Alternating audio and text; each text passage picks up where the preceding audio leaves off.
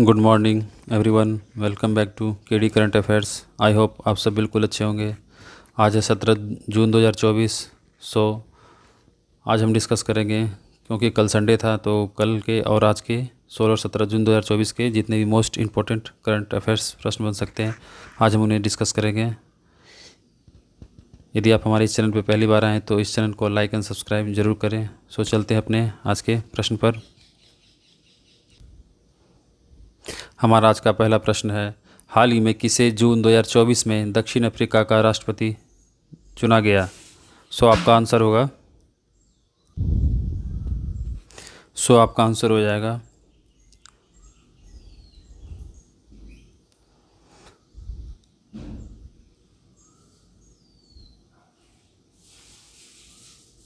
Cyril Ramaphosa. Cyril Ramaphosa 283 मतों के साथ दक्षिण अफ्रीका के राष्ट्रपति के रूप में पुनः निर्वाचित हुए हैं। उन्होंने जूलियस मालेमा को हराया, जिन्हें 44 मत मिले। सिरिल रामाफोसा दक्षिण अफ्रीका के वर्तमान राष्ट्रपति हैं। उन्होंने 2019 में जैकब जुमा का स्थान लिया था। सिरिल रामाफोसा ने 2014 से 2018 तक दक्षिण अफ्रीका के उपराष्ट्रपति के रूप में भी कार्य किया है। क्लाउडिया शिनबाम की बात करें तो क्लाउडिया शिनबाम हाल ही में मैक्सिको की पहली महिला राष्ट्रपति बनी है। मैक्सिको की पहली महिला राष्ट्रपति।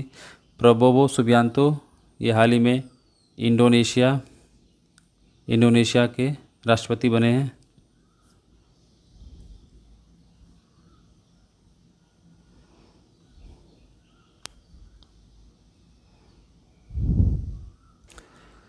दक्षिण अफ्रीका की राजधानी देख लेते हैं। दक्षिण अफ्रीका की राजधानी, 3 राजधानी होती है इसकी। प्रिटोरिया जो प्रशासनिक राजधानी है, केप टाउन जो विधायी राजधानी है, ब्लोइमफोंटेन जो न्यायिक राजधानी है। दक्षिण अफ्रीका की मुद्रा क्या है? दक्षिण अफ्रीकी रैंड, और वहाँ के राष्ट्रपति वर्तमान सिरिल रामाफोसा हैं।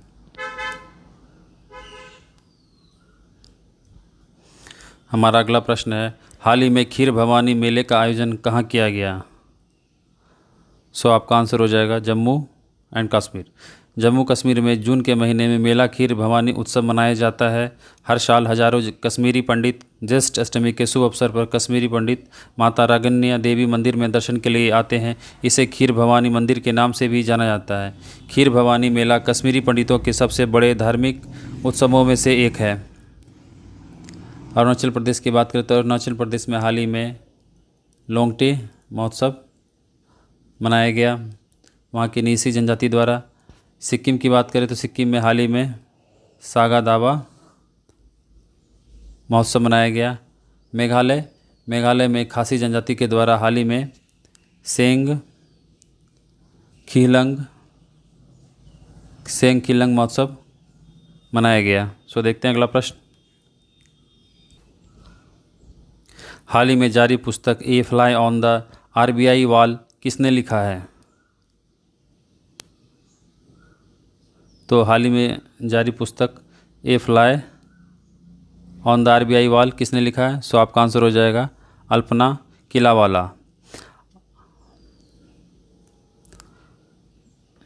आर अश्विन की आत्मकथा और भी बुक्स देख लेते हैं। आर अश्विन की किताब आत्मकथा आई हैव द स्ट्रीट्स ए कुट्टी क्रिकेट स्टोरी हाल ही में लॉन्च हुई है।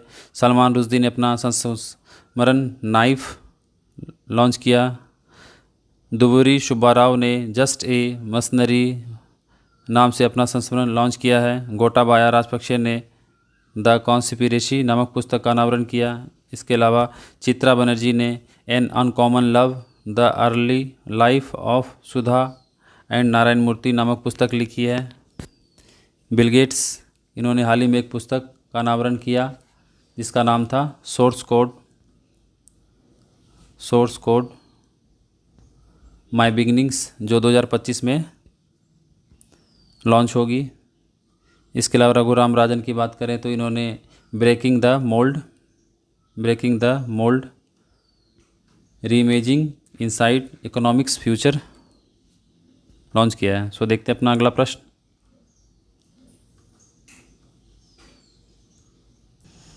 घुड़सवारी में 3 स्टार ग्रैंड प्रिक्स प्रतियोगिता जीतने वाले पहले भारतीय राइडर कौन बने? आपका आंसर हो जाएगा श्रुति बोरा।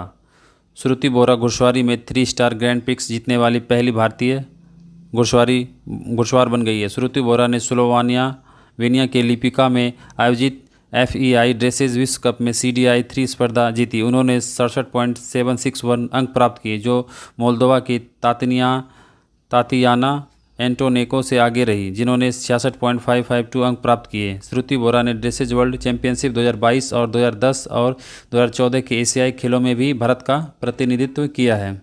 सो देखते हैं नेक्स्ट प्रश्न।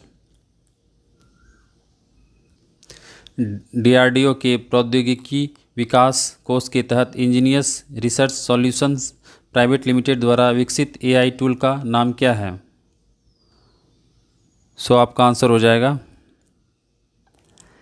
दिव्य दृष्टि।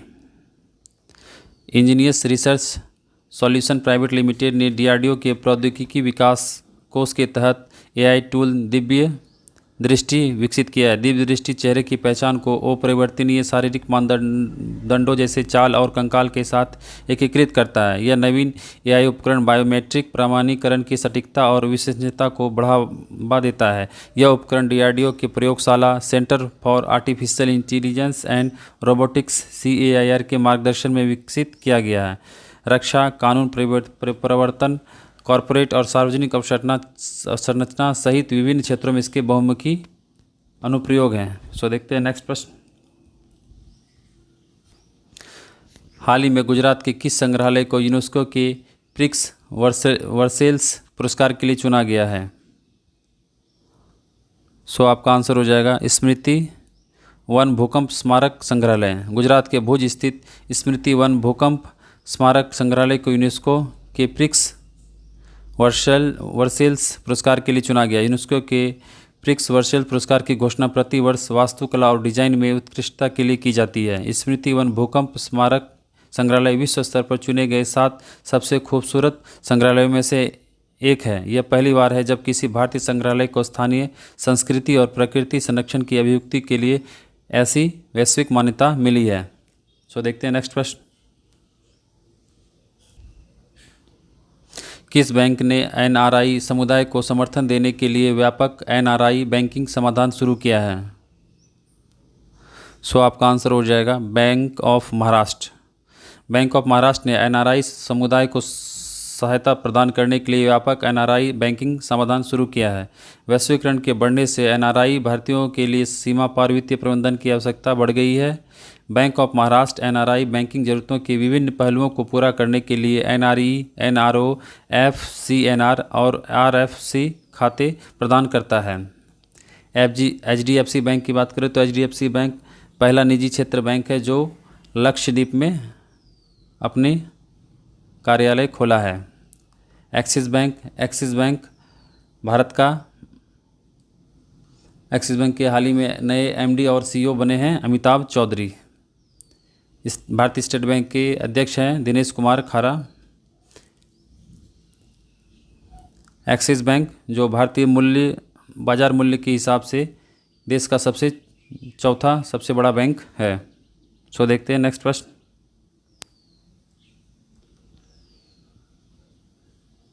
राष्ट्रीय तैराकी चैंपियनशिप 2024 कहाँ आयोजित की गई?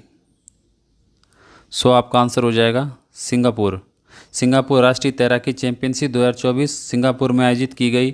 भारत के लिखित SP और धिनिधि देसिंधी ने सिंगापुर राष्ट्रीय तैराकी चैंपियनशिप 2024 में कांस्य पदक जीते हैं। धिनिधि दे सिंधु ने महिलाओं की 200 मीटर फ्री स्टाइल स्पर्धा में 2 मिनट 5 सेकंड का समय लेकर कांस्य पदक जीता है। भारत की बात करें तो भारत में हाल ही में FIH हॉकी पुरुष जूनियर विश्व कप 2025 का आयोजन किया जाएगा। जापान के कोबे शहर में हाल ही में विश्व पैरा एथलेटिक्स चैंपियनशिप का आयोजन किया गया। सो देखते हैं नेक्स्ट प्रश्न।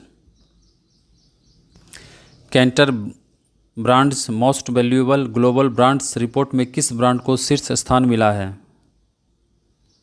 सो आपका आंसर हो जाएगा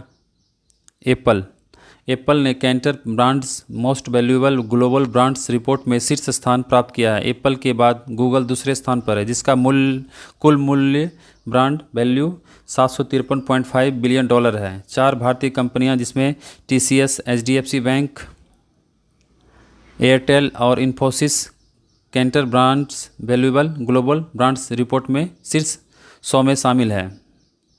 सो देखते हैं नेक्स्ट प्रश्न। हाल ही में 2024 विश्व जूनियर्स गर्ल्स शतरंज चैंपियनशिप किसने जीती? सो आपका आंसर हो जाएगा दिव्या देशमुख।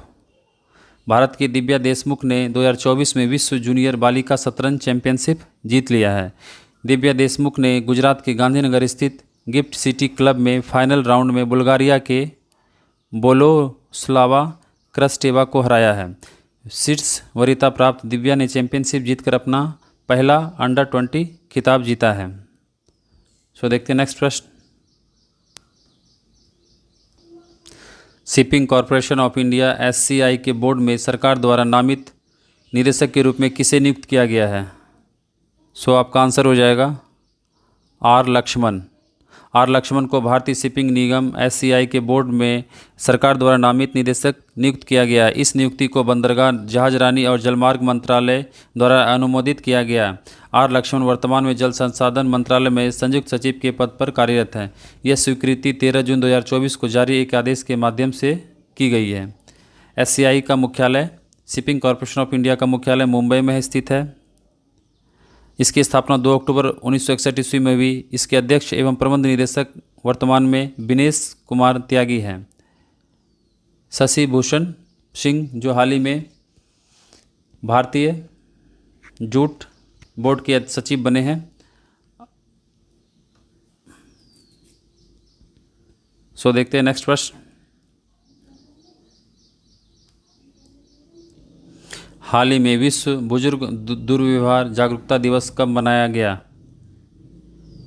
सो आपका आंसर हो जाएगा 15 जून। विश्व बुजुर्ग दुर्व्यवहार जागरूकता दिवस हर साल 15 जून को विश्व स्तर पर मनाया जाता है। यह दिन बुजुर्ग लोगों के साथ दुख और पीड़ा के विरोध में आवाज़ उठाने के लिए मनाया जाता है। इस दिन का मुख्य उद्देश्य विश्व भर के लोगों को मानवीय पीड़ाओं और बुराइयों से प्रभावित करने वाली सांस्कृतिक, सामाजिक, आर्थिक और जनसांख्यिकी जागरूकता पैदा करके पीड़ाओं और बुराइयों की बेहतर समझ को बढ़ावा देने के अवसर प्रदान करता है। इस वर्ष की थीम है spotlight on older persons in emergencies.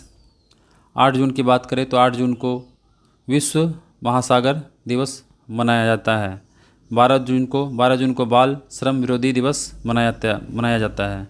16 जून को international day of family remittance मनाया जाता है। सो देखते हैं नेक्स्ट प्रश्न। हाल ही में शरण कानूनों का पालन न करने की वजह से EU कोर्ट ने किस देश पर 216 मिलियन डॉलर का जुर्माना लगाया है? सो आपका आंसर हो जाएगा हंगरी। हंगरी को यूरोपीय संघ के शरण कानूनों का उल्लंघन करने के लिए हंगरी पर EU कोर्ट का 216 मिलियन डॉलर का जुर्माना लगाया गया है। यूरोपीय संघ के आदेशों के बावजूद हंगरी ने कड़े सीमा नियंत्रण पर जोर दिया और तत्काल शरण आवेदनों को अस्वीकार कर दिया, जिसके लिए अपने क्षेत्र के बाहर दूतावासों में दावा करना आवश्यक था।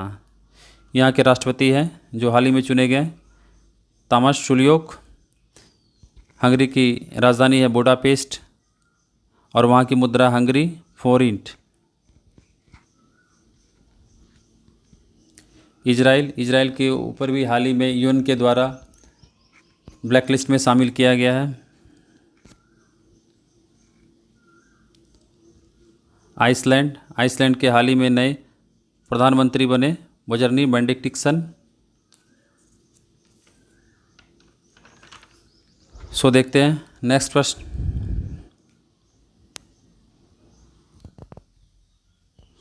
हाल ही में G7 देशों ने किस देश को 50 बिलियन डॉलर का लोन देने की सहमति जताई है?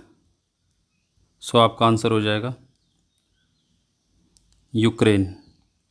G7 के प्रमुख देशों के नेताओं ने यूक्रेन को 50 अरब डॉलर का ऋण देने के लिए एक रूपरेखा समझौते पर सहमति व्यक्त की है। इसमें 2022 में मॉस्को द्वारा अपने पड़ोसी पर आक्रमण करने के बाद फ्रीज की गई रूसी गलतियों से ब्याज का उपयोग किया जाएगा। G7 के सदस्य कौन कौन से हैं? Canada, France, Germany, Italy, Japan, United kingdom और संयुक्त राज्य अमेरिका है। इसके उद्देश्य हैं G7 एक अंतर सरकारी संगठन है जिसका उद्देश्य दुनिया की सबसे बड़ी उन्नत अर्थव्यवस्थाओं के बीच चर्चा और समन्वय करना है। इसके वर्तमान अध्यक्ष इटली वर्तमान वर्ष इसके लिए अध्यक्षता कर रहा है। फ़लस्तीन को हाल ही में नॉर्वे, आयरलैंड और स्पेन के द्वारा स्टेट का दर्जा दिया गया है। पपुआ न्यू गिनी को हाल ही में भारत के द्वारा $1 मिलियन की सहायता की गई है और केनिया को भी $1 मिलियन की सहायता की गई है। सो देखते हैं अपने नेक्स्ट प्रश्न। हाल ही में किस देश ने ब्रिज ऑफ नेशनल यूनिटी नामक 700 मीटर की स्मारकीय पैदल यात्री पुल का अनावरण किया है? सो आपका आंसर हो जाएगा हंगरी ने हाल ही में बुडापेस्ट के डैन्यूब नदी पर 700 मीटर लंबा पैदल पुल ब्रिज ऑफ नेशनल यूनिटी का अनावरण किया है। उद्घाटन समारोह में सरकारी अधिकारी और नागरिकों ने भाग लिया, जो हंगरी के वास्तुशिल्प और सांस्कृतिक परिदृश्य में एक महत्वपूर्ण मील का पत्थर साबित हुआ है। पुल कनेक्टिविटी को बढ़ाता है और एक जीवंत सार्वजनिक क्षेत्र के रूप में कार्यरत है। वेरी वेरी इंपॉर्टेंट प्रश्न है ये। स्पेन की बात करें तो स्पेन जो हाल ही में इंटरनेशनल सोलर अलायंस का 99वां मेंबर सदस्य बना है। स्वीडन हाल ही में नाटो का 32वां मेंबर बना है। लिथुआनिया के हाल ही में नए राष्ट्रपति बने हैं गीतानास नौसेदा। सो देखते हैं अपना नेक्स्ट प्रश्न। जून 2024 में किस देश में अंतर्राष्ट्रीय पर्यटन मेला आयोजित किया गया? सो आपका आंसर हो जाएगा नेपाल की राजधानी काठमांडू में वैश्विक पर्यटन सतत विकास और सांस्कृतिक आदान प्रदान को बढ़ावा देने के उद्देश्य से 14 से 15 जून 2 दिवसीय अंतर्राष्ट्रीय पर्यटन मेले का आयोजन किया गया। मेले में भाग लेने वाले देशों में Nepal, Bharat, Korea, Taiwan, Singapore, Maldives, America, Netherlands, Sri Lanka, चीन, Thailand, Dubai, Bangladesh, Vietnam, Malaysia और भूटान शामिल हैं। बिहार सरकार ने गुरु circuit, Jain circuit, Ramayan circuit, बौद्ध सर्किट और वाल्मीकि टाइगर रिजर्व में इको टूरिज्म में पर्यटन के अवसरों को बढ़ावा देने के लिए भाग लिया है। नेपाल की राजधानी की बात करें तो नेपाल की राजधानी काठमांडू है। मुद्रा नेपाली रुपया और वहाँ के प्रधानमंत्री पुष्प कुमार दहल और वहाँ के राष्ट्रपति हैं रामचंद्र पौडेल। नेपाल जो हाल ही में रिसेंटली न्यूज़ में रहा, इससे पहले वहाँ पहला अंतर्राष्ट्रीय इंद्रधनुष पर्यटन सम्मेलन का आयोजन किया गया। इसके अलावा नेपाल ने पोखरा को अपना पर्यटन राजधानी घोषित किया। श्रीलंका में हाल ही में अंतर्राष्ट्रीय गीता महोत्सव का 5वां संस्करण जो मार्च 2024 में आयोजित किया गया। भारत में हाल ही में 37वां सूरज कुंड मेला का आयोजन किया गया 2024 फरीदाबाद हरियाणा में। भूटान के साथ भारत ने फूड एग्रीमेंट सिक्योरिटी को लेके एक एग्रीमेंट किया है। सो देखते हैं नेक्स्ट प्रश्न। सो फ्रेंड्स, ये आज के सेशन का आखिरी प्रश्न है। सो देखते हैं, राजाजी राघाटी बायोस्फीयर रिजर्व, जिसे हाल ही में भारत के पहले निजी बायोस्फीयर के रूप में नामित किया गया है, किस राज्य में स्थित है? वेरी वेरी इंपॉर्टेंट प्रश्न है ये एग्ज़ाम के लिए। सो इसका आंसर हो जाएगा उत्तराखंड के राजाजी नेशनल पार्क के भीतर नहीं, कई जगह आपको ये भी अंदर मिलेगा, लेकिन वास्तविक में ये इसके सटा हुआ है, अंदर नहीं है। उत्तराखंड के राजाजी नेशनल पार्क के सटे राजाजी राघाटी बायोस्फीयर में 35 एकड़ में फैला हुआ है, जो दुर्लभ और लुप्तप्राय देसी पेड़ों पर केंद्रित है। पर्यावरणविदों जयधर गुप्ता और विजय धस्माना द्वारा स्थापित यह एक टाइगर रिजर्व भारत का पहला बायोस्फीयर है। यह गैर देसी यूकेलिप्टस के पेड़ों को हटाकर और जल प्रतिधारण तकनीकों का उपयोग करके बंजर भूमि को पुनर्स्थापित करता है। यह पहल सरकार शिकार और खनन जैसे खतरों से लड़ती है, देसी पारिस्थितिक तंत्र की रक्षा और पुनरुद्धार का लक्ष्य रखती है। मध्य प्रदेश। महाराष्ट्र की बात करें तो महाराष्ट्र में हाल ही में टाइगर रिजर्व चर्चा में रहा, तडोबा अंधेरी टाइगर रिजर्व जो हाल ही में चर्चा में रहा। मध्य प्रदेश के पेंच टाइगर रिजर्व, पन्ना टाइगर रिजर्व जो चर्चा में रहा। कर्नाटक में कौन से हैं? नागरहोल, बनेरघट्टा वन्यजीव अभयारण्य टाइगर रिजर्व। सो देखते हैं पिछले होमवर्क सीरीज का प्रश्न। जर्मनी में Heilbronn Neckar cup 2024 challenger tennis tournament में पुरुष एकल का खिताब किसने जीता? सो आपका आंसर हो जाएगा सुमित नागपाल। G7 शिखर सम्मेलन का आयोजन कहाँ किया जा रहा है? सो आंसर होगा इटली। हाल ही में संयुक्त राष्ट्र महासभा अनगा ने किस वर्ष को क्वांटम विज्ञान और प्रौद्योगिकी का अंतर्राष्ट्रीय वर्ष घोषित किया? 2025। नासा भारत में किस IIT के साथ मिलकर मल्टी ड्रग प्रतिरोधी रोगजनकों पर शोध कर रहा है? सो आंसर होगा IIT मद्रास। हाल ही में खबरों में रहा गांधी सागर वन्यजीव अभयारण्य किस राज्य में स्थित है? आंसर होगा मध्य प्रदेश। सो चलते हैं सीधे आज की क्विज पे। सो फ्रेंड्स, आप यहाँ पे 5 प्रश्न देख सकते हैं। आप इनके आंसर कमेंट बॉक्स में जाके कमेंट कर सकते हैं। यदि आप हमारे इस चैनल पे पहली बार आए हैं तो इस चैनल को लाइक एंड सब्सक्राइब जरूर करें। यदि आपको आज का सेशन अच्छा लगा, यदि कोई सुझाव हो तो आप सुझाव दे सकते हैं। सो मिलते हैं अपने नेक्स्ट वीडियो में। थैंक यू, धन्यवाद।